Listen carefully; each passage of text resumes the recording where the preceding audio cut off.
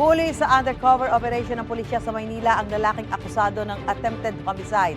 Nakuha sa kanya ang isang sachet ng hinihinalang shabu at isang baril na hindi umano lisensyado. Tumanggi magbigay ng pahayag ang akusado. May unang balita si Jomer Apresto. Kakain na sana ang dalawang lalaking ito sa barangay 340 sa Santa Cruz, Maynila nitong Martes ng madaling araw. Maya-maya, may isang nakaputing lalaki ang biglang lumapit at tila kinumpronta ang lalaking nakasombrero. Tumayo ang lalaki at tila may binubunot sa kanyang bewang. Bigla siyang niyakap ng kasama niyang naka-orange na damit. Kita sa CCTV na baril pala ang bubunutin sana ng lalaking nakasombrero na nakuha ng kanyang kasama. Habang ang nakaputing sando, bumunot din ang baril.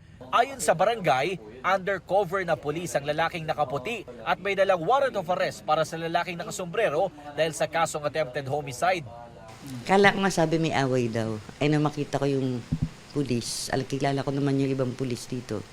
Bukod sa hindi umano lisensyadong baril at mga bala, nakuha rin sa akusado ang isang sachet ng hinihinalang shabu. Sabi ng barangay, mayroon ding cellphone na nakuha kung saan nakita ang ilang text na mayroong nag-uutos sa akusado para pumatay. Dayo lang siya. Kung hindi niya nakuha yung baril, ay di patay yung pulis, di ba? Nakatakdang isailalim sa ballistic examination ng baril na nakuha sa akusado para malaman kung may kaugnayan ba ito sa mga nakalipas na insidente ng pamamaril sa lungsod. Sinubukan naman namin makipag-ugnayan sa lalaking naka-orange na t-shirt pero tumanggi na siyang humarap sa kamera. Sir, ang pamilya ko, sir, pantayin nyo, sir. Sir, pantayin nyo yung pamilya ko, nagmamakaawa ko, sir. Yan naman ang naging pahayag na akusado sa mga pulis dahil may nagbabanta umano sa buhay ng kanyang pamilya. Patuloy ang investigasyon ng mga otoridad.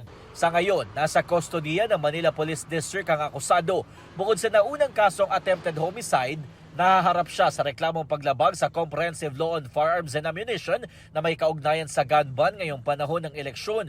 Gayun din ang paglabag sa Comprehensive Dangerous Drugs Act of 2002.